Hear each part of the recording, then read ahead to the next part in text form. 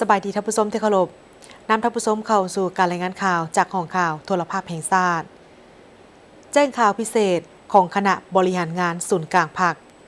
คณะบริหารงานศูนย์กลางภาคประชาชนปฏิวัติลาวสภาแห่งชาติรัฐบาลแห่งสาธารณรัฐประชาธิปไตยประชาชนลาวศูนย์กลางแนวลาวสังชาติและครอบครัวพรหมวิหารขอแจ้งข่าวเศร้าสลดใจ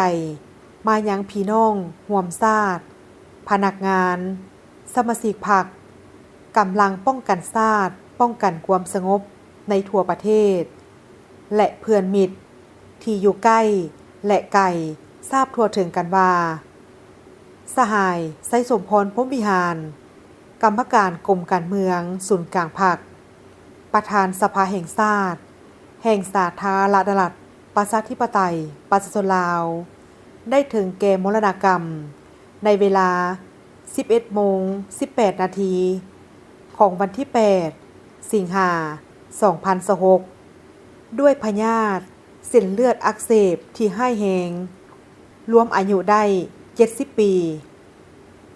สหายไสสมพรพรหมวิหารแม่นหนึ่งในกำลังหลักแหล่งของศูนย์กลางพรรคเป็นผู้ที่มีความรู้ความสามารถมีพลิกไวเป็นผู้ที่มีประสบการณ์ผ่านการเป็นการนำอยู่ท้องถิ่นและหลายแขนงการเป็นผู้นำที่มีผลงานโดดเด่นตลอดชีวิตของเพิ่นได้อุทิศสติปัญญากำลังวังชาเพื่อภารกิจปฏิบัติของพรรคเฮาเพื่อการพัฒนาประเทศชาติและความอยู่ดีกินดีของประชาชนลาวบรรดาเผ่าการจากไปโดยบ่มีวันกลับคืนมาของสหายไสสมพรพรหมวิหารเป็นการสูญเสียอันใหญ่หลวงสำหรับพรรครัฐและประชาชนลาวบรรดาเผ่าในเวลาแห่งความโศกเศร้าเสียใจ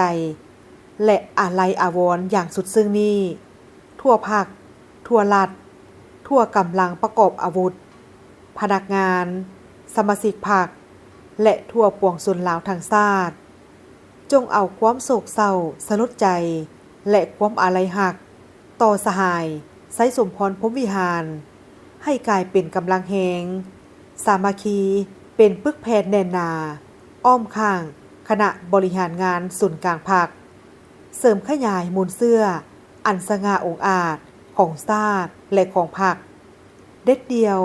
พันขยายแนวทางเปลี่ยนแปลงใหม่ของพรรคเข้าสู่ล่วงลึกสืบต่อบูรณะระบอบประชาธิปไตยประชาชนก้าวขึ้นตามจุดหมายสังคมนิยมเพื่อเป็นการสรรเสริญคุณงามความดีและแสดงความอาลัยหักอย่างสุดซึ้งต่อสหายไสสมพรพรหมวิหารคณะบริหารงานศูนย์กลางพรรคสภาแห่งชาติรัฐบาลแห่งสาธารณรัฐประชาธิปไตยประชาชนลาวและศูนย์กลางแนวลาวสังชาติตกลงไว้อาลัยระดับชาติเป็นเวลา5 วันโดยเริ่มแต่วันที่ 9 ถึงวันที่ 13 สิงหาคม 2026 ที่หอประชุมแห่งชาติพิธีทรงสการอย่างเป็นทางการจะจัดขึ้นในวันที่ 13 สิงหาคม 2026 ที่สนามหลวงคณะบริหารงานศูนย์กลางพรรคสภาแห่งชาติรัฐบาลแห่งสาธารณรัฐประชาธิปไตยประชาชนลาวศูนย์กลางแนวลาวสังชาติครอบครัวพรหมวิหารจบการรายงานข่าวพักนี้แต่เพียงเท่านี้สบายดี